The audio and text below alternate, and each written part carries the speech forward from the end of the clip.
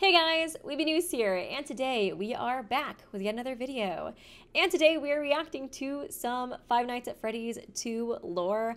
I'm very excited to learn more about this game. There was obviously way more lore in the second game versus the first. And I'm so excited because I finally get to watch a game theory video for it. So we're gonna watch this video, which is called Game Theory FNAF 2, Gaming Scariest Story Solved. I do also plan on watching all the rare scenes for FNAF 2 cut on camera, so I'm excited to see that as well. Also, I do want to kind of clarify something. So in my playthrough for FNAF 2, I was like completely convinced by the end of the game that the guy we were playing as, Jeremy, became Golden Freddy. This game is obviously a prequel. It takes place in 1987, and the phone guy was like, oh, there's a party the next day. We gotta get the Golden Freddy ready for the party. And for some reason, I thought he mentioned the suit was empty. And then when he said, oh, put on your uniform, for some reason, I just assumed he meant for Jeremy to put on the Golden Freddy suit. And so I was convinced that we were Golden Freddy and that we were controlling Golden Freddy and decided to bite some kid's frontal lobe off. But in hindsight, I don't know if that theory is actually correct, because when I was re-listening through the playthrough while editing, I noticed that he never mentioned the Golden Freddy suit being empty. And when he said to put on your uniform, he could have just meant khaki pants and a polo shirt with a picture of Freddy on it. But yeah, looking back in hindsight, I was like, I don't know if I really got that right. So we'll see what the actual theories are. I'm also really curious about those little mini games that you got after you died sometimes, because some of those I had no idea what it was trying to imply with it at all. But we'll see, we'll see. But yeah, anyways, I hope you guys enjoy this video. So let's go ahead and get right into it. Hello? Hello? Oh, hello, and welcome to the new and improved Five Nights at Freddy's 2 video. I'm here to answer any questions the game may have left unanswered. The game's developer, he's a pretty tricky guy. Don't worry, seems though. like We'll it. Get everything cleared up. Let's see. Oh, and watch out for the puppet. Oh gosh! You can never be safe from the jump scares, man. Not even in the theory videos. Hello, Internet. Welcome to Game Theory, the show that promises not to include any more gratuitous jump scares, unless that's just what I want you to think, so I can lull you into a false sense of security and scare you again. Don't do it again! Don't do it again! I wouldn't do that. I'll just let the uncertainty of whether a jump scare is going to happen or not drive you insane for the rest of this episode. Oh, God! You mother... Oh god, I'm gonna be thinking about that all episode now, damn it! You know what else I love? These games! Not because I'm freaked out by the rosy-cheeked, tingle-looking, emotionally dead animatronics. Okay, well, Balloon Kid is pretty messed up, but whatever. No, what I appreciate about these is the level of thought that went into every element of the story. When you create a game that has people rage debating about whether it's a sequel or a prequel, people are fighting about that? You've definitely done something right. Unless that was never your intent, in which case you've done something horribly, horribly wrong. Anyway, the point is... Oh my god, he's really putting Golden Freddy throughout this video. You're not gonna give me though, Matt Pat. You're not gonna jump scare me again. Five Nights at Freddy's 2 looks to be everything you'd want in a sequel. Oh, you know what? I can see why people would be arguing about it, now that I think about it. It obviously states it's in 1987, which is obviously before the first game, but yeah, it's weird that some of the animatronics that you see in the first game are destroyed in this one. I originally did think it was a sequel just because of that, you know what I mean? I just assumed we were Mike still trying to make some more money at I don't know, the Hollywood location of Five Nights at Freddy's. You know what I mean? Five Nights at Freddy's 2 looks to be everything you'd want in a sequel. More cameras, more danger, and more fan. Oh, the fan. But that also comes with more questions. Questions about... There's definitely a lot more danger in the second one. Man, that game is rough. About the game's lore. And while others will provide you with the jump scares, I provide you with what everyone really wants, answers. Well, maybe not everyone. What an elite, educated subset of you really want, answers. So grab yourselves a slice of Freddy Fazbear's signature pizza, because we're about to dig in. Ugh, tastes like cardboard. Let's get the big... Oh my god, he's really putting this all in here! I saw the puppet again. Just don't do Billy again. Let's get the big one out of the way first. Is the game a sequel or a prequel sequel? And what I mean by that is, contrary to popular belief, just because it has a big 2 slapped next to the name doesn't automatically mean the game comes after the first one in a timeline sense. It's a sequel, yes, but it tells a prequel story. I definitely think it's a prequel sequel personally. I mean, it seems pretty obvious, right? Unless there's like, oh God, I just had a horrible thought. What if there's like time travel involved? Surely not. Surely there's not freaking time travel in Five Nights at Freddy's. I'm gonna choose to not acknowledge that thought. I'm gonna choose to push it out of my brain. Yes, but it tells a prequel story. Take for instance these all-time classics, Psycho 4: The Beginning, Lion King 1.5, and the actual all-time classic Godfather Part 2. All of them sequels that just so happen to also be prequels. It's not mutually exclusive. So where's Five Nights at Freddy's 2 fit in? Knowing its place in the timeline is crucial for understanding its story. Well, to figure that out, let's focus on the paycheck you receive at the end of your fifth It's like, night. that makes it obvious. The date places Gotta the be a events of the prequel game sequel. in 1987, a whole 6 years ahead of when we determined the first game took place in our first video. Sounds like a prequel, but we found that date in the first game by calculating Mike Schmidt's hourly pay and comparing that to the minimum you didn't even wage have a date on that check, did it? Huh. of the 90s. If Scott Coffin, the game's developer, is just I wonder what Scott thought about people like doing all these calculations just to figure out what year it was in, you know what I mean? I'm sure he loved it, having all those little Easter eggs in the game to try to get us to like pick up on the actual lore and the story. He probably loved it. If Scott Coffin, the game's developer, is just picking random numbers for the payments, this bit of evidence would be meaningless. Except that he's not. At the end of Five Nights 2, you get paid $100.50. Divide that by the 30 hours worked, and you get $3.35 an hour. The exact minimum wage for 1987. He really thought of everything, didn't he? Which means that us using minimum wage calculations to identify the year of Five Nights 1 is a perfectly valid way to prove it. Could you even like narrow down which state the game takes place in too, now that I think about it? Since he was bringing up that map, I was like, maybe. That's wild if that's the case. I'm sure people have thought about it. I always assume that they're like in Orlando or California or something like that. Still don't believe me? Players brave enough to survive the extra night 6 are rewarded with a bonus check and a newspaper clip. You do get bonus stuff. I was trying for night 6 for so long just because I wanted more lore. It's okay. It's okay. I get to see it in these lore videos, but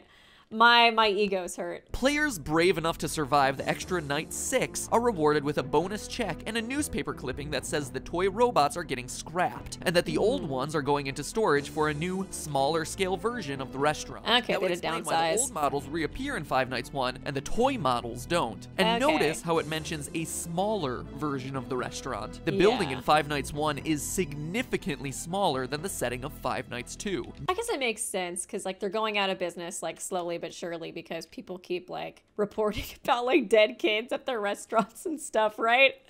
I mean, yeah, it makes sense. What about the fact that on the first night in the office, the phone guy explains that the robots used to walk around during the day just like they do in Five Nights 2, but not anymore? Or the fact that phone guy dies in the first game, making it for real. I hard was like, that's another pretty obvious thing. I was wondering that, when he first talked to me in the second game, I was like, aren't you dead, bro? Like, I was like, maybe they just like gonna ignore that and be like, no, phone guy has a twin with the same exact voice who decided to also work at Freddy's restaurant, even though his twin died working there. It's like, yeah, he's a pretty stupid dude. Making it hard for him to also be the phone guy in Five Nights at Freddy's 2 if it takes place after. Call me the Phantom Menace, cause every way to Sunday, this game is a prequel. So with that revelation out of the way, we're able to piece together the rest of the timeline and dig a little bit deeper. Posters everywhere in Five Nights 2 welcome you to this new location, implying that there was another Freddy Fazbear's Pizza somewhere before this one.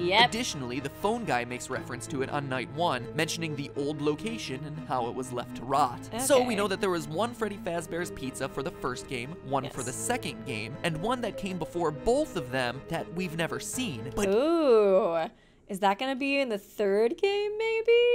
Probably. I was kind of thinking that too. I was like, I wonder if the third one's going to be another prequel. I feel like it would make more sense if the next game is a prequel too. Because what I'm assuming the direction it's going to go into is that like a lot of kids or people have been dying at these restaurants or just like really bad things have been happening at them. And then like the higher ups at Fazbear Entertainment have just been trying to like cover it up, you know? That's kind of what I'm thinking. So I feel like we might get like a new location with each game and then kind of learn more bad stuff that's happened at each of these different restaurants. That's my assumption though. But even before that, the phone guy also mentions an even older restaurant called Fredbear's. Jesus, that Freddy. Damn, Freddy, you looking rough, bro. Okay, Fredbear's Family Diner. I think I do remember him saying that. Which, aside from its confusingly different name, also had different owners. So let me recap. There's the restaurant from the first game, which is the last in the timeline. The one that you're currently working at in 1987 in Five Nights 2, an older location of Freddy Fazbear's Pizzeria left to rot, and the original Fredbear's Diner. Oh my god, is that from Gravity Falls? Oh, that's awesome. Yeah, this definitely does seem to be implying that the future games are going to take place like even farther in the past. I hope you're still with me, because this is more complicated than the Zelda timeline. Anyway, it's at this first location, the diner, where the whole story begins. Dead, yeah, it's from Gravity Falls. The Game Theorist Society. This is the true tale of Five Nights at Freddy's. When you die in Five Nights at Freddy's 2, before you've even gotten over the jump scare, you sometimes get a scream like this. Oh, turn it off! Turn it off! It's too horrifying. Got that one. That, youngsters, was E.T. for the Atari. I was like, I don't recognize that one. I was like, man, I didn't get this special screen. Came out before the NES. Yes, around the same time as the dinosaurs. It's widely considered to be the worst game of all time, hence me reacting in a horrified manner. See? Humor, folks. But seriously, you get these disturbing death minigames which, true to the 1987 setting, use Atari-esque graphics to depict various horrific events. It's another nice while detail. A creepy robotic voice spells out letter by letter things like help them, save them, is that what they're save saying? him. Dude, I had no idea what those freaking voices were saying. I thought they were saying WASD. I don't know if I kept those plays in, but I think at one point I was like, whatever, Freddy, just tell me where to move. And so when I thought he said W, I would like try to move like with the W button, and then same with like A and S and D. Oh, it was so off there. But I'm kind of wondering, are these retro minigames telling the stories of the other locations? I guess we'll see. Interesting. Depict various horrific events. All the while, a creepy robotic voice spells out letter by letter things like help them, save them, or save him. Okay, no wonder it sounded like letters. They were spelling stuff out. I was just misinterpreting it. I thought he was telling me where to move. These death minigames are the most important piece in figuring out the true story behind these games. I had a feeling. Let's start with this one. This death minigame has you playing as Freddy, taking cake to screaming children at a birthday party. As Freddy rushes around. Yeah, this was the one that I thought might have to be like the origin of the puppet, because it kind of seemed like the kid like turned into the puppet after that guy approached him, you know? As Freddy rushes around trying to keep the whole party happy, a single sad child looks on from outside, when suddenly you're powerless to do anything but look on in abject horror as a purple man pulls up in a car, murders the child, and drives off. It's my belief, loyal theorists, that this game takes place at Fredbear's Diner and is chronologically the first event that we see in this timeline. How do I know? Well, it's a small establishment and there's only one animatronic,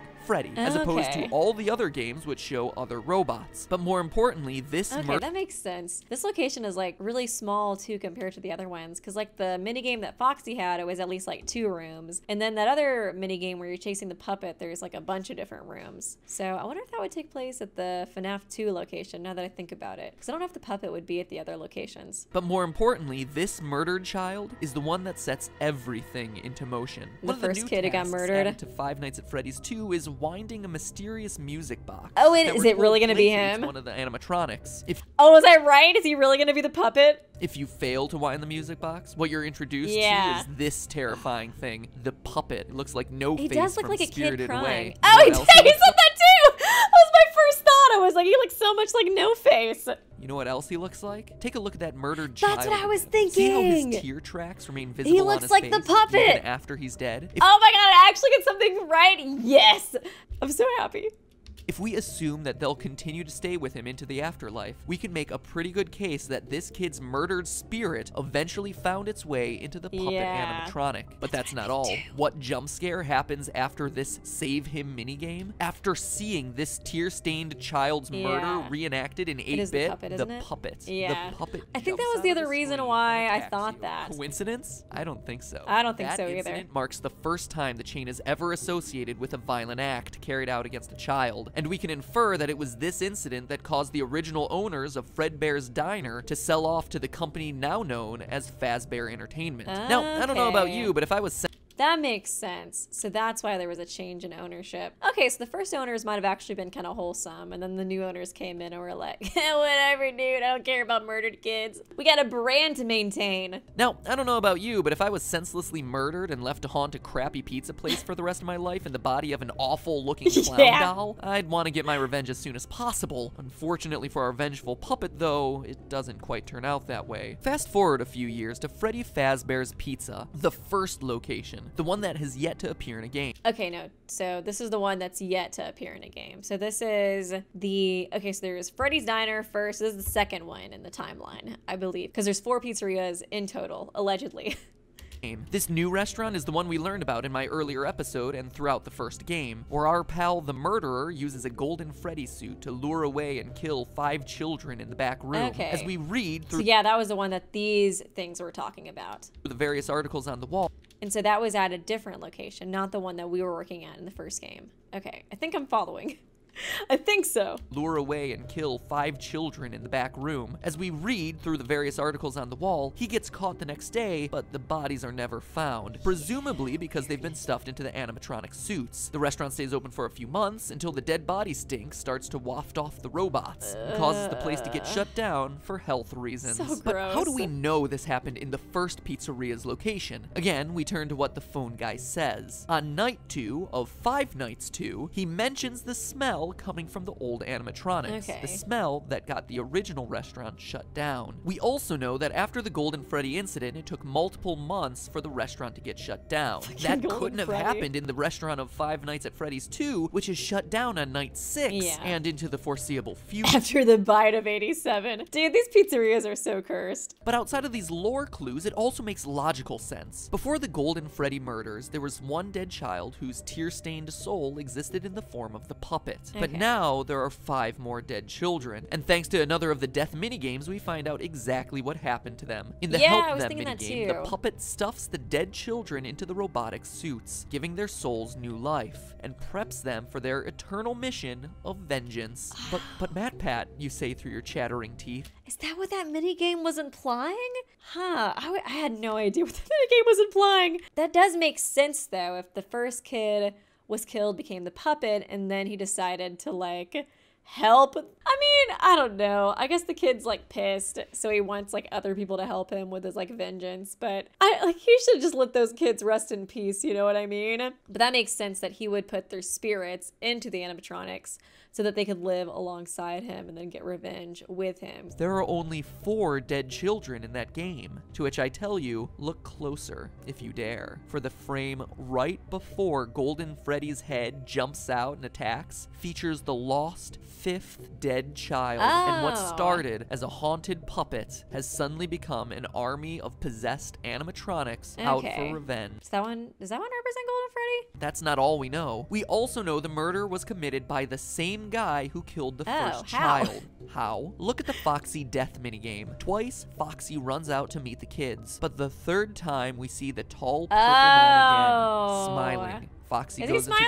I feel like he's just kind of like, oh, he is smiling. Okay, for some reason I thought both of those little squares were his eyes. Oh, that's creepy. He is smiling. I was wondering, when he showed up, I kind of expected him to chase me, but he never did. Oh, dang. So he really killed all the children? He killed the first one and like got away with it. And then he decided to kill more children at other locations? Foxy goes into the other room to find 5 dead children. The man in purple strikes again. Skip ahead to 1987. Okay, interesting. Finally bringing us to the events of Five Nights at Freddy's 2. The old animatronics have been retired, and the cute new version... Oh God, Bonnie, they did you so dirty. You look so rough, bro. The cute new versions of all our favorite friends come equipped with facial recognition software that just so happens to be connected to a sex offender database. Yeah, that was weird. Like an oddly specific detail, right? Until you consider that the last restaurant was closed for having children get kidnapped and killed by an employee. Makes it's sense. a safety measure. You see how it all ties together? Even the new, like, cute models still look really creepy, you know? It's like something's still so unsettling about them. So you have some animatronics possessed by vengeance vengeful spirits and another batch on the prowl for predators. But that doesn't stop our friend the Purple Man from continuing his life's work of murdering children. Yeah, what is wrong with this guy? Pizza. As we learn from the phone guy on nights 4 through 6, the new restaurant is once again under investigation as... Jesus. Well, I'll let him explain. Hello. What on earth are you doing there? Didn't you get the memo?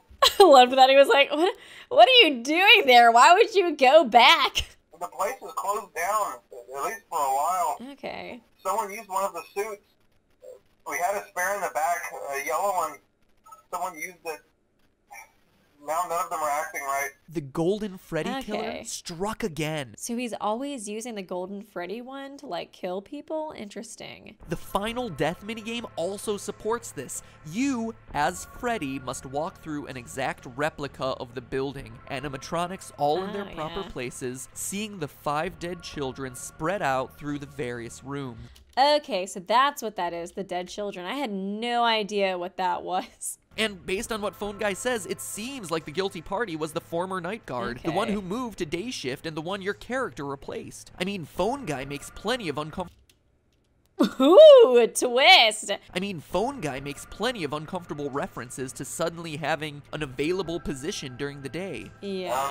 When we get it all sorted out, we may move you to the day shift. Oh, yeah. The position just became available. We don't want to talk about the reasonings for that, though. Let's not touch on that. The position just became available.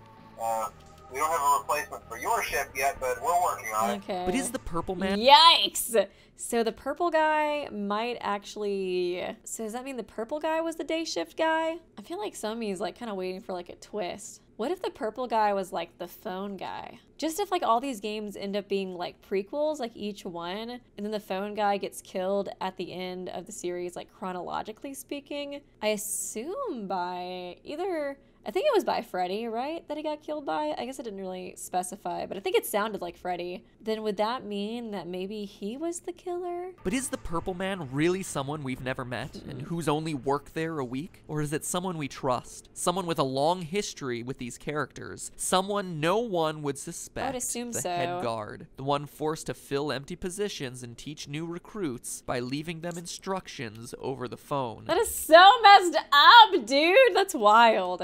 Is the Purple Man the phone guy? I was wondering that too, honestly. I was like, I'm kind of like bracing myself for a twist. Because yeah, I was like, it would kind of make sense, especially if he gets killed later by the animatronics. Like, just a thought, like maybe that was like Freddy finally getting revenge, you know, on the phone guy for what he did to them. But I don't know, I just wasn't sure because I thought in the first game it mentioned that at least the killer of those kids got charged. I'm assuming he wouldn't be allowed to work at any of the Freddy Fazbear pizzerias, even if he did just get like, you know, a slap on the wrist. I can't imagine somebody getting a slap on the wrist though for murdering children. I guess maybe he could have pleaded like, oh, we never found them, so we don't know if they're murdered. I just kidnapped them and they ran away. I guess maybe you could use that defense, but it doesn't seem likely. Ask yourself this, what do we really know about Phone Guy? Let's look at what he says. First, he always speaks like an outsider looking in. He refers to the management of the company as they. So he's not a higher up like the CEO or even a manager. But he's also not a typical day worker, as he says things like the employees and the staff. So he works... It always just feels like, yeah, he's like an outsider looking in. He's like, you're gonna do great, bestie.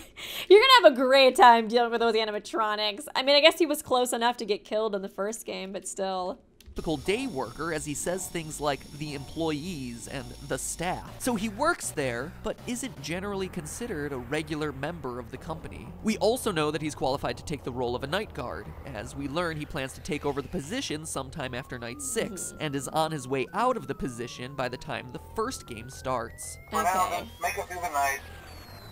When the place eventually opens again, I'll probably take a night shift myself. Okay. I actually worked in that office before. Okay. I'm finishing up my last week now, as a matter of fact. What else do we know? It's all coming Well, together. we know that Phone Guy has a long history with the company, being with it at least since the first pizzeria that we haven't played in. He also openly admits that Foxy the pirate was always his favorite, and that he has never liked the puppet because, as he says, it was always thinking. See, I told you you wouldn't have any problems. Did Foxy ever appear in the hallway? Kind of weird he has a favorite if he murdered them. I thought it was weird, yeah, the way he described the puppet too, always thinking it thinks it can like go anywhere or something as well. Probably not. I was just curious. Like I said, he was always my favorite. Oh yeah, Foxy was always in that hallway for the first game too, and he was running down the hallway getting ready to kill you. I'll be honest, I never liked that puppet thing. It's always thinking, and it can go anywhere. Okay, but what do we know about the purple guy, the Golden Freddy killer? Well, let's look at the minigames again. He has a long history with the franchise, killing since it was Fredbear Diner. We see him smiling as he watches Oh, that's so Foxy creepy. Phone Guy's favorite, I right hate before seeing him Foxy smiling. sees the room of dead children. We know that the puppet and the killer wouldn't get along, which would explain Phone Guy's discomfort around a creature that he describes as always thinking. And here's the bombshell. We know the killer is a security guard. How? On very rare occasions during the Save Them minigame, while Freddy chases the puppet, the purple man appears and what the chases fuck? you. Look on his chest. It's an orange badge, the kind that would be given to a security guard. I don't think I ever got that one. Oh my god, wild. What does he have on him? It's like something pointy too. Like a knife or something? The purple man appears and chases you. Look on his chest. It's an orange badge, the kind that would be given to a security guard. It's so blurry and small though. Notice the white spots? An odd, seemingly innocuous detail. But now look at Golden Freddy. Look deep into his dead, vacant eyes. What do you see? Two white spots. Pinpricks, really. Barely visible. You're there. And now finally, what do we see in Purple Guy? Okay, so yeah, it's implying he's the one that gets into Golden Freddy and lures the children. Oh god, that's so messed up, dude. What is up with Purple Guy? I was like, does he have a vendetta against the company or is he just like a freak? You know what I mean? At first I was thinking, yeah, he had like a vendetta against like the restaurant or something. And he was trying to like ruin it, but maybe he really is like a Freddy Fazbear like pizzeria fan, but he just like thought that doing this was like good for the restaurant, or like was he jealous of the kids getting attention from the animatronics? Or did he want to like bring life to the animatronics by putting like real living, well, I guess not living anymore, people or kids into the animatronics? I just don't know. There's so many potential motivators. It's wild. And now finally, what do we see in Purple Guy's hand? Well, the Atari graphics make it tough to discern. It's not like any gun or knife I've seen. That's so no, weird. That to me is very clearly a phone. The robotic voice is spelling out for you, save them, save them. But when Purple Guy, Phone Guy, catches you, the screen crashes and all you're left with is, you can't. But that's not where it ends, Internet. What? Oh my god, I'm still hung up with the fact that that's a phone. Clearly a phone. The robotic voice is spelling out for you, save them, save them. Okay, so that's the animatronics, like begging me to save them. Well, could they stop killing me at least? Like, y'all aren't giving me a fair shot. But when Purple Guy, Phone Guy, catches you, the screen crashes and all you're left with is, you can't. Dang. But that's not where it ends, Internet. As you and I both know, there's still Five Nights at Freddy's 1. If this game is last in line and the puppet is truly pulling the strings behind all of this, you might be asking yourself where he is in Five Nights 1. We know the other animatronics got scrapped, but this ghostly guy should still be around if this timeline I proposed is correct. And get this, the puppet is in the first game. Take a look at the East hallway. Seems pretty normal, right? But every so often, the posters on the walls change to this. A crying child with two streaming lines. Oh my god! I remember seeing on the first lore video. Is that who they're supposed to be representing? I just assumed it was the kids who got murdered. With two streaming lines down his face. Look familiar? Look like the puppet. It should. The Five Nights at Freddy's series is about vengeance. One child, 6 children, more, looking for revenge against a sick child killer. The Purple Guy, the guy who just so happens to be the first voice you hear. It really does look like a phone. Now that he pointed it out, I can't unsee it. Damn. Damn you, Phone Guy. I want to be thinking about you so differently every time you leave me a message. You murderer. Killer. The Purple Guy, the guy who just so happens to be the first voice you hear when turning on these games. Save them. Save them. You can't. But hey, that's just a theory. A game Rev up that theory. music box. Thanks for watching. Oh, that's a great meme. Make sure you wind that music box by... Oh, that was such a good video. I guess it is kind of an old video, so I'm sure some of this stuff could end up being like disproven later. But, you know, based off of everything I know so far, it does seem pretty solid. I think the only thing I'm not totally convinced on is these posters symbolizing the puppet, because I did think it made sense for them to symbolize the 5 kids who were killed that the posters mentioned in the first game. But everything else does seem pretty solid to me. But granted, I've only played the first 2 games, so it makes sense why this seems pretty solid to me. I'm sure you guys already know about the Game Theorist, but, you know, shout out to the Game Theorist for this video. Definitely very entertaining, as always. And next, I want to check out this video, which is all rare scenes caught on camera. I'm curious to see what kind of stuff I missed. So let's go ahead and watch it. I'm gonna get jump scared by this video. I can already tell. I already know it in my heart. Okay, night 4.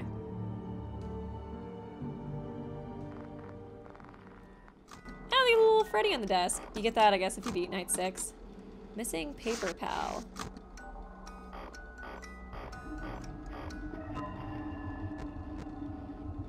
Oh, interesting. Okay, I didn't even have time to look in the rooms. Even if I got that, I probably wouldn't have noticed it. Okay. I don't know really what that could symbolize. Another dead child? I don't know. That's always what my brain's gonna go towards. I'm like, yep, probably symbolizes a dead child. That's what these games are all about, dead children.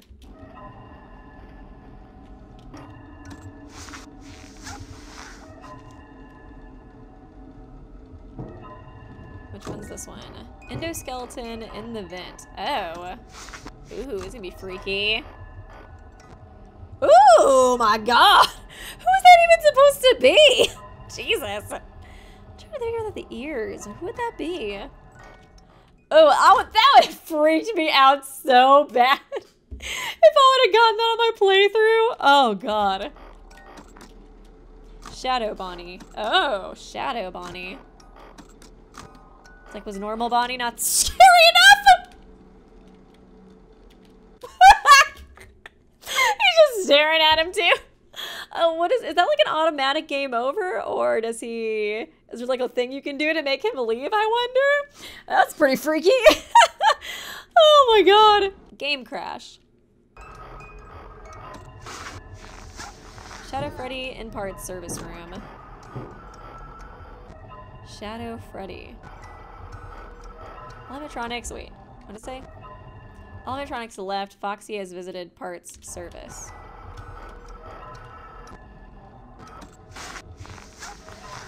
I'm like waiting for the jump scare. Foxy is gone. There he is. Where'd he go? Oh, he's here. Ooh. Say hello. Hey, Freddy, can I boop your nose? Oh, he's got the white eyes too, kind of like, what's his face? Ooh, okay. Death mask of Toy Bonnie, Freddy, Foxy might show up after the game over screen. Ooh. Okay, hey buddy, what's up, homie? You don't got a dead kid in you though. You're just like the one programmed for the predators. Ooh, Foxy. Dang, looking creepy, dude. Interesting, interesting. Man, I feel like I died a lot. I should have generated enough tries to like get one of those, man. How many more times I gotta die to get one of those? Balloon girl under the table. Oh God, there's more of them? Please, I cannot handle the balloon family. Oh God. Please tell me that kid is not in the 3rd game. Ooh. I don't even know if I would've, well, I probably would've noticed that since he used the mask and the camera so much. Interesting. I'm just so upset that there's more of them. Oh, please don't let her show up in the next game and be like, you've already experienced Balloon Boy in Five Nights at Freddy's 2, and now get ready for Balloon Girl. She's even more annoying. She kills you even more. Puppet in the main hall. Oh, once I guess the thing goes off. You can show up sometimes. Oh. Okay, I see him. He's coming for me. Hey, what's up? I'm coming for you, man. Coming for you. Slow motion. Okay, he's just showing in slow motion. I like how he does the Danganronpa pose in that one, that one shot. Endoskeleton in prize corner. Who is the endoskeleton supposed to be? Like another Foxy, maybe? Just based off his ears, maybe. Got that puppet going off, man. Ooh! Ooh, girl! Oh! Oh my god, I knew this video was gonna jump scare me, dude. Okay, that was pretty cool though. It was interesting seeing all the rare scenes. I don't think I got any of those. I'm so bitter. I do kind of wonder what lore implications these other versions have, like Shadow Bonnie and Shadow Freddy, you know what I mean? Because those seem kind of important, or I could see them being important later, or there being some kind of lore for them. And also shout out to Dark Torres for this video, the FNAF 2 all rare scenes caught on camera. It was really nice to have this all compiled, and I assume it probably took this guy forever to make. I can only imagine how many times you have to play this in order to get those. But yeah, this was really enjoyable. Definitely enjoyed learning more about the lore.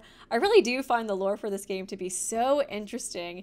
It does seem to be getting more and more complex. Like I was already getting a bit confused with all the different like Freddy Fazbear locations, you know what I mean? So I assume it's gonna get pretty crazy later. But yeah, I hope you guys enjoyed this video. I do plan on playing Five Nights at Freddy's 3 soon. I'll probably start recording it the day I upload this video, to be honest. But yeah, thanks guys so much for watching this video. Please do leave a like and a comment and subscribe if you did enjoy this video.